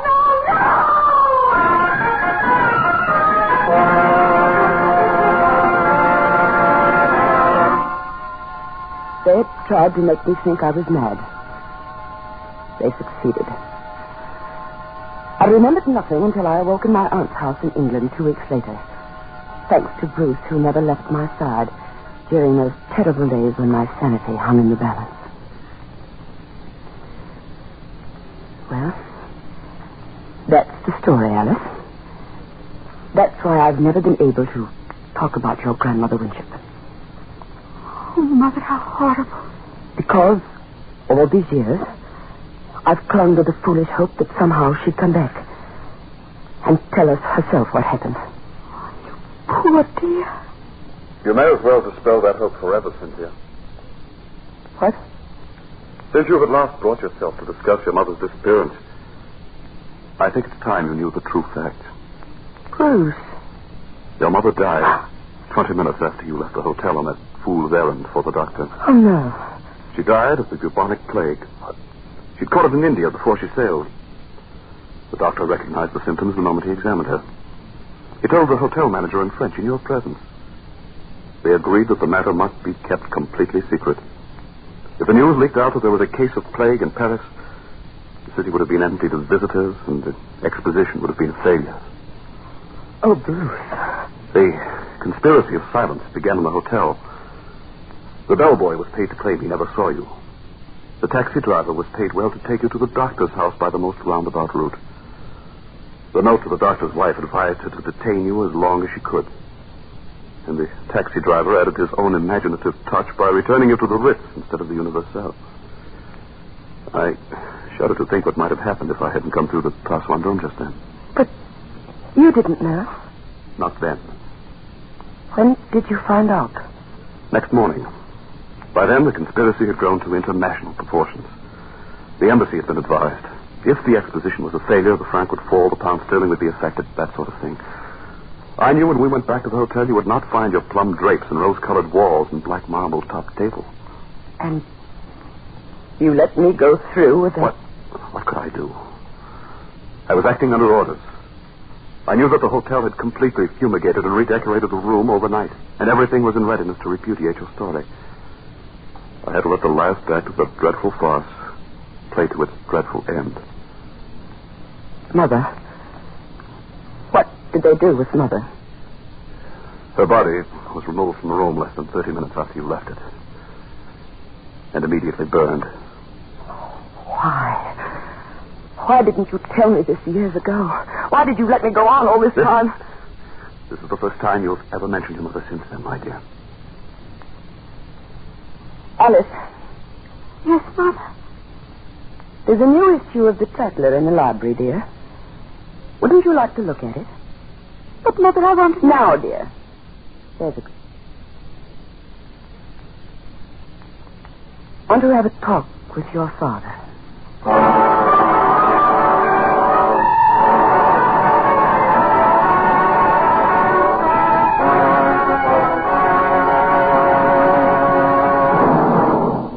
Escape, produced and directed by William N. Robeson, has brought you The Vanishing Lady by Alexander Wolcott, adapted for radio by Mr. Robeson.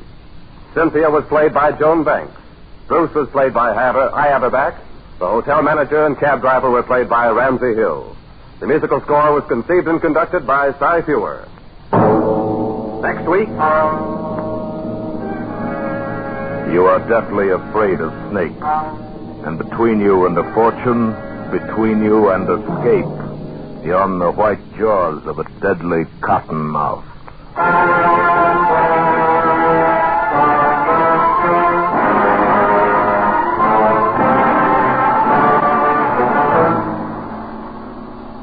Next week, we escape with Irvin S. Cobb's famous story, Snake Doctor.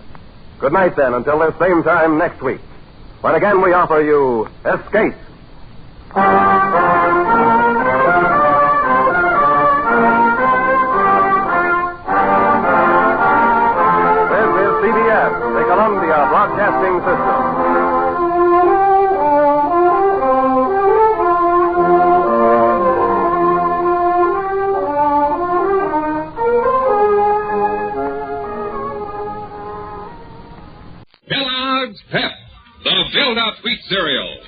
invites you to rocket into the future with... Stand by to raise ship. Blast off minus 5, 4, 3, 2, 1, 0.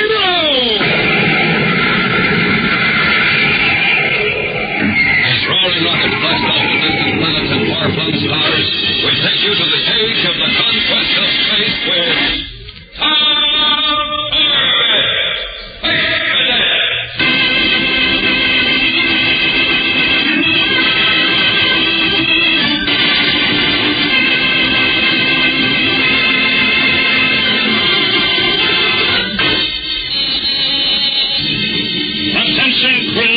Attention crew, we are clearing the asteroid belt. Resume scanner watch for Captain Parker and the missing rocket scout. Attention crew, attention crew. Manned by Captain Strong and his crew of space cadets, the rocket cruiser Polaris blasts through the blackness of the void, combing millions of miles of empty space for the missing rocket scout 4J9, unreported for almost 3 days. On the control deck, Tom Corbett and his skipper guide their powerful ship on an erratic search orbit, tracking down every target on the radar scanners, checking every wandering meteor. But as the hours pass, the search seems to grow more and more hopeless, and the reports from Roger Manning on the radar bridge topside become more and more discouraging. Control deck guy. Go ahead, Roger. Nothing in this area, Tom. Not even space does. Did we cover this whole sector? Backwards and forwards and inside out. All right. Stand by for orders. Captain Strong. I heard him, Tom. Let me speak to him. Right, sir. Here's the skipper, Roger. Hello, Manning. Yes, sir. Where are we now? Approaching the orbit of Jupiter, 3 degrees above the plane of the ecliptic. All right. Rack up a new heading toward Ganymede and get it down to me. Yes, sir. And 2 shakes of a space worm's eyelash. Bridge up. Tom, call Astro and tell him to cut speed to 1/4. Aye, sir. Control deck to power deck. Check in. Already got it. Gears are off, Astro. 1/4 space speed. You heard anything? No, Astro. Preparing to change course. Oh, okay. 1/4 is... 1/4 as ordered, Tom. Right. Listen, Tom. What? How long are we going to walk for this needle? Space is an awful big haystack. I know, but I guess we'll search until we're sure of one thing. What's that? That Captain Parker is either alive or dead.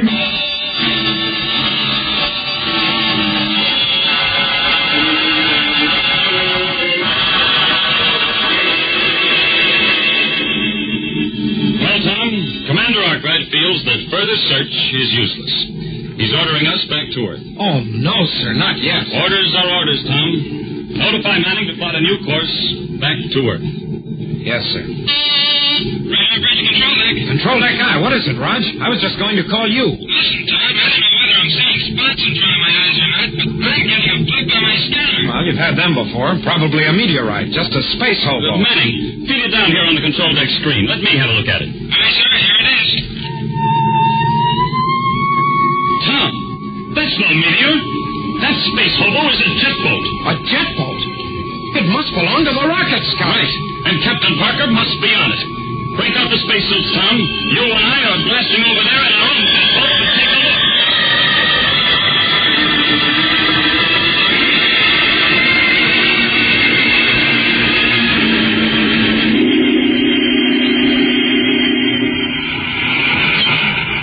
Steady, Tom.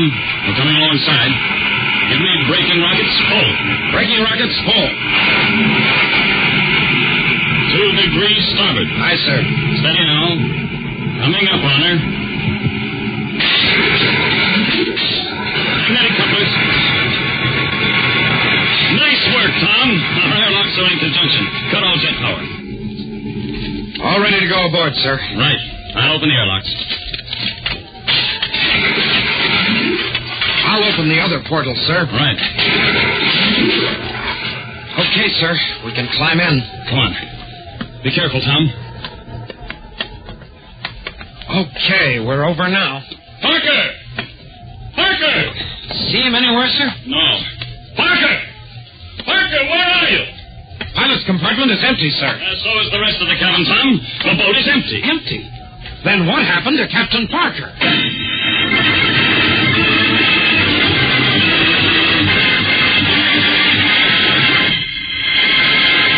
We'll return return to the exciting adventures of Tom Corbett, Space Cadet, in just a moment, so stand by. Hear that? Do you know what that sound is? It's a pioneer of the skies striking out for new worlds to conquer. You're listening to the blazing roar of a jet plane. You fellas and girls, when you grow up, there will be new frontiers to conquer, new challenges, new discoveries in the air age of tomorrow. When the time comes, will you have what it takes to be a jet pilot?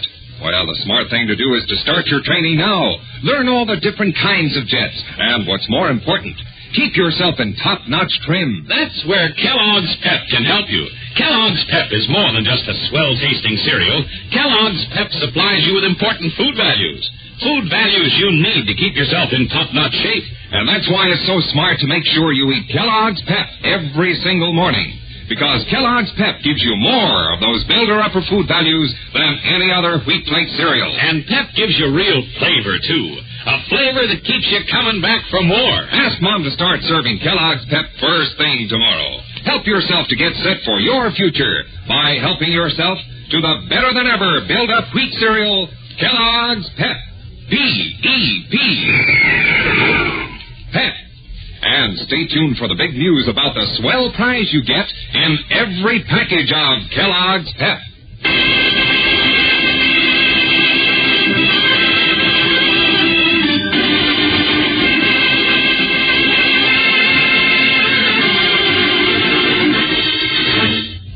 Searching through the endless darkness of space for Captain Parker and the missing rocket scout 4J9, Captain Strong and the Space Cadets have finally found his emergency jet boat, drifting aimlessly near the orbit of Jupiter. But when Tom and Captain Strong board the boat, they find it empty. What do you suppose could have happened to him, Captain Strong? Think he abandoned ship? No, not at all. As a matter of fact, I don't think Parker ever blasted off in this boat. What?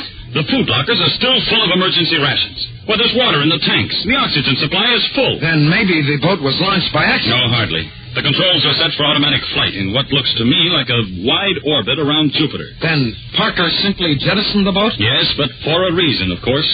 He was leaving it as a sort of marker or signpost. Hey, not bad. But then he should have left some kind of a message. Well, he did. Right here on the control panel, in the logbook. What's he say? Rocket Scout 4J9 hit by meteor, losing reaction mass, communications out, only enough fuel left to reach Jupiter. Jupiter? Oh, no, he didn't. Only chance will be he crash landing on surface of Jupiter, leaving jet boat and message, praying you will find me, signed Mitch Parker, Captain, Rocket Scout 4J9. What a choice he had. To die in space or land on Jupiter, the worst planet in the whole solar system. And this message is dated 4 days ago, Tom. 4 days? He can never survive on Jupiter that long. No, if he even reached it. Well, come on. Let's get back to the Polaris. We've got some heavy blasting to do.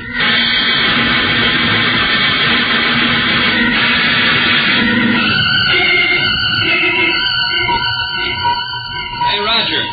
Roger. Yeah, what do you want, Astro? Any word from the skipper and Tom? They've been on that jet boat for 15 minutes now. I'll say there's word. The skipper just called me. They're on the way back, and he's ordered me to rack up a new heading. Straight for Jupiter. Jupiter? Oh, no. After all the times they've told us to avoid that planet like a plague? Manning, have you got that heading? Oh, yes, Captain Strong, but, But what, Manning? Well, you're not serious, are you, sir? We're really going to land on Jupiter? Now, look, Captain Parker had to sit down on Jupiter. I'm sure he would have preferred a nice, warm, civilized place like Earth or Venus or Mars, but he had no choice. And if by some remote miracle he's been able to survive the storms, cold, and the miserable freezing nights, we're going to find him. Is that clear? Yes, sir. Sure is, sir. Then man your stations. We blast in 1 minute.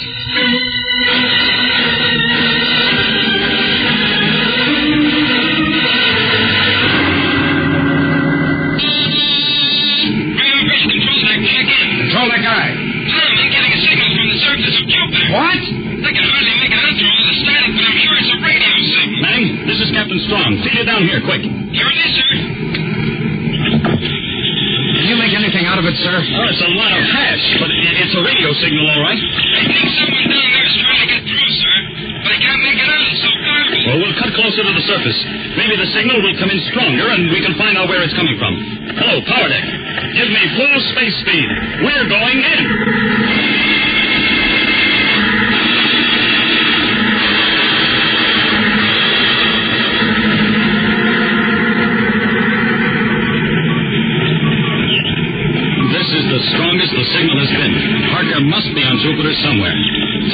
Tell Astro and Manning to stand by their intercoms. I want to talk to all of you. Aye, sir. Attention, crew. Stand by. Skipper wants to talk to us. Astro standing by. What's up, Junior? Stop wasting time, Rod. You'll find out soon enough. My, making noises like a real head Johnny. All right, fellas, pay attention. Now, this is a decision for all of us to make. There is reason to believe that Captain Parker is alive on Jupiter. The strength of the signal indicates he's somewhere in the area directly below us. Well, what are we waiting for, sir? Let's get him. Now, let me tell you a few things about Jupiter first, Manning. Even though it's a giant planet, it whirls on its axis like a top. Now, this action creates storms that make our hurricanes on Earth seem like spring breezes. After listening to Manning, sir, big winds never bother us anymore. Very funny. Now, pay attention. This is nothing to joke about. The days are only 6 hours long, and it's plenty cold. But when night falls, it becomes so cold that no living thing can exist on its surface for more than 20 minutes. Nice friendly planet. Yeah, I'm not through yet. Gravity on Jupiter is 2.5 times that of Earth. So every step you'll take, you'll feel as if you're dragging a ton of plutonium. And finally, the atmosphere is full of noxious gases, methane and ammonia. Now, what do you say? Only one thing I can think of, sir. When do we land? Do you all feel that way? I always wanted to pick up some weight. I'll gain 300 pounds in no time. How about you, Manning? You need help in keeping these jokers out of trouble, sir. Count me in. Thanks, boys. Then stand by for landing. Ready or not, Jupiter, here we come.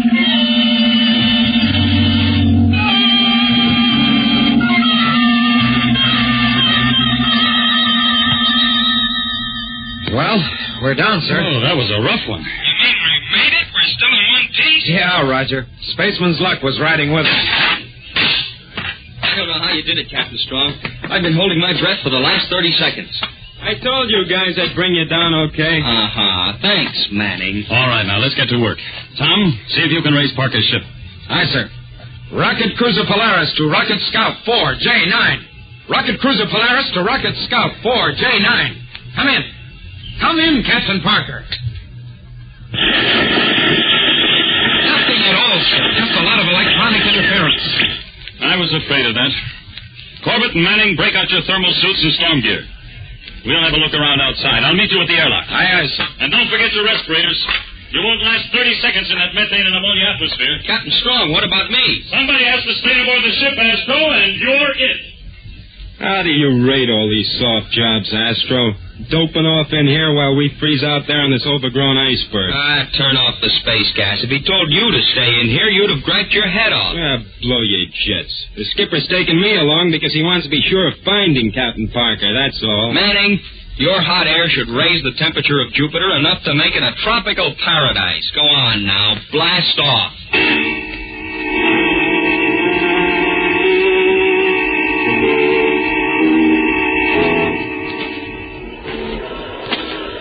Captain, I'm beat. Can't we rest a while? My legs feel like dead weights. I can hardly drag them. Yeah. I'm in the same orbit, sir. All right. We'll stop for a minute. I'm tired myself. That's no wonder. We each weigh about 450 pounds. 450 pounds? I ought to start reducing. The only thing you ought to reduce is the size of your head. One more crack like that and I'll reduce the number of your teeth. Are you fellas at it again? I guess we're a little tired, sir. Sorry. Well, just rest here while I look around. What does he think he's going to see through that electronic viewer?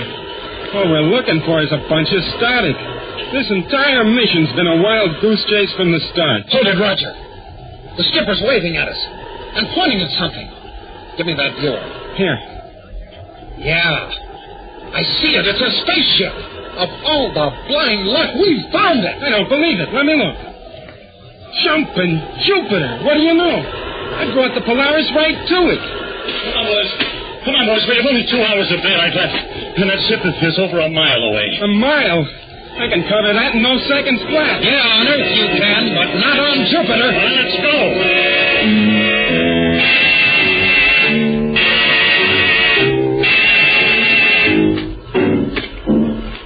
Here we are, boys. We made it. I don't see how. Me either. Now, give me a hand here. I've got to open the airlock. Come on, Rog. Crack away. Some of this ice. Yeah. Well, a little more on this side, boys, and the airlock will be free. I've got it. All right. Now, let's hope it'll open. There it goes. There, this side, quick. And don't fall, or we need a derrick to pick you up. Step it up, will you, Junior? Let's get out of this cold. Outer portal's cleared, sir. Now, close it. I'll equalize the pressure. Pressure system sounds like it's in good shape, so the hull isn't sprung. Oh, thank goodness for that. Pressure equalized. All right, boys. You can remove your masks now, and let's go. These scouts aren't very big. We won't have far to look. All right, this way. Pilot's compartment is up forward. Look at all those sacks of mail.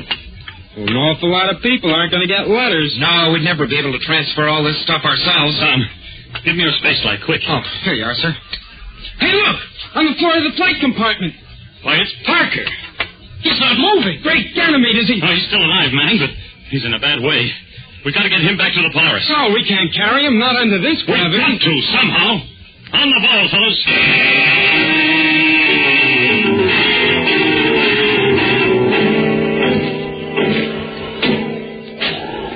Hey, can't we stop a minute? This is murder. No, Manning. Keep moving. Every minute out here lessens Parker's chances. It's getting dark. Awfully fast, Captain Strong. That's another reason to move. No one can survive out here at night. Now get rolling. Hey, what's that? Captain Strong. Look! Up there on top of those mountains. I must be seeing things. The mountains are blowing their tops. Where's the hydrogen in the methane atmosphere uniting with the sodium in the mountainside? The ground! It's moving! An earthquake! Get down flat! Quick! No, don't! You'll never get up again! Come on, both of you! Get in a huddle! We'll lean on each other and brace ourselves! It's our only chance!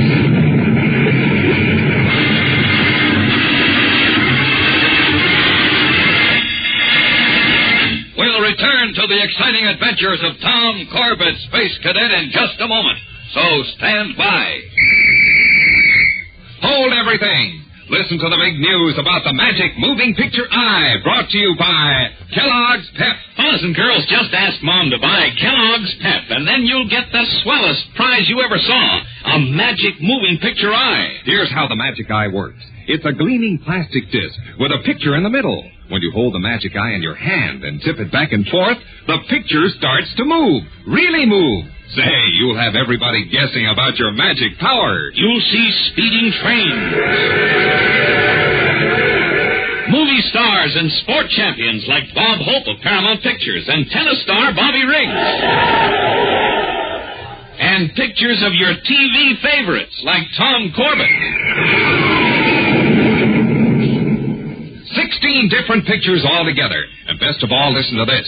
To get your magic eye, you don't have to send in. You don't have to mail any box tops. Your magic eye is waiting for you right now at your neighborhood grocer's. That's right. There's a magic moving picture eye packed in every box of Kellogg's Pep. Free, at no extra cost. Yes, at the same time that you get a better-than-ever tasting cereal that helps you to have good bones and strong muscle, you get a swell prize, too. Start your magic moving picture eye collection now. That's right. Get your magic eye. Ask Mom to buy Kellogg's Pep. P-E-P. Pep.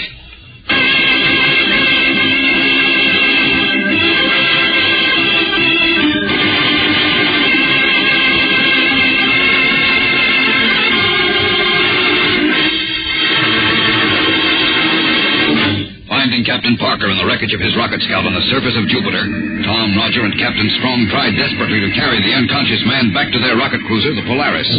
But they have to fight the overwhelming gravity force on the planet. Gravity that adds almost 300 pounds to their weight, making each step a tremendous effort. Then suddenly, halfway back to the Polaris, the surrounding mountains seem to explode, and the ground heaves and shakes beneath their feet. Hang on, boys. Try not to fall down. This planet's gone crazy. How long will this last, Captain Strong? There's no way of telling. Maybe seconds. Maybe hours. Certain. I can't take much more of this. Well, you've got to, Manning. Hey, look! The ground is opening up. We're dead dots. Run for it. No, wait.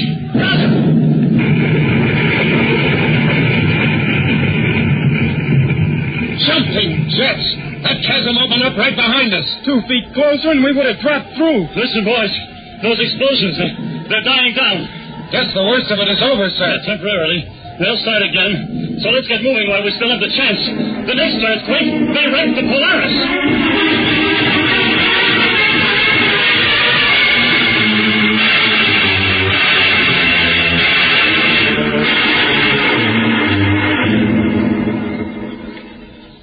By the rings of Saturn, I never thought you fellas would make it. What's the matter? Think we're a bunch of sissies? Hey, what's the matter with you, Roger? You're talking like you had a mouthful of hot potatoes. My face, it's just cold, that's all. I haven't thawed out yet. Well, at last we found something to keep him quiet.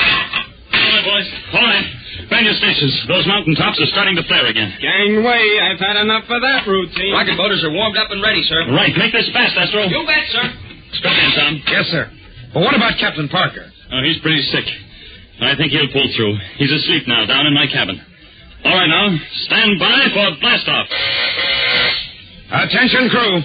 Stand by for blast-off. Radar bridge mounting ready. Nordic, Astro ready. Energize the cooling pumps. Pumps in operation, sir. Feed reactants. Make it D13 to counteract the gravity. Reactant reading at D13 rate, sir. Switch in takeoff gyros. Gyros on, sir. Honestly, Skipper, I never thought we'd ever get off Jupiter alive. Huh? I had some very strong doubts myself. 5 seconds to blast off.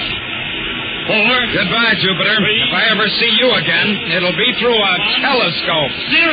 Rocket away!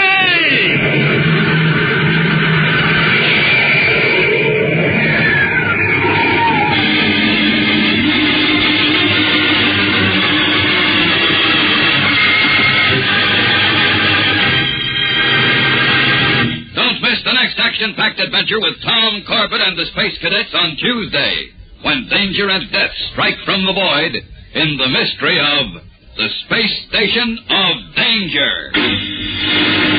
Tune in, same time, same station, for the next thrilling interplanetary adventure with Tom Corbett, Space Cadet.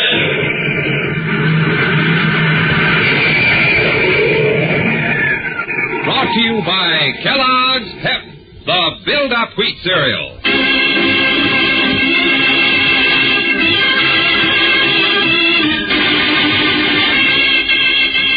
Tom Corbett, Space Cadet, starring Frankie Thomas, can also be seen on television and appears in the comic sections of many of America's leading newspapers. Look for it daily and in weekend editions. Featured in the cast are Al Markham as Astro, Jan Merlin as Roger Manning, and Edward Bryce as Captain Strong. Today's program was written by Jack Weinstock and Willie Gilbert, directed by Drex Hines. Jackson Beck speaking. Kellogg's Raisin Bran has a secret. Kellogg's Raisin Bran has a secret. And what a secret! In Kellogg's Raisin Bran, the tasty raisins are dipped in honeycomb. That means plumper, more tender raisins, along with delicious golden crisp bran flakes, both fruit and cereal, all in one box. And no other raisin brand but Kellogg's gives you the tender goodness of raisins dipped in honeycomb. That's Kellogg's secret. So for your breakfast, make sure you get Kellogg's, because Kellogg's Raisin Bran has a secret.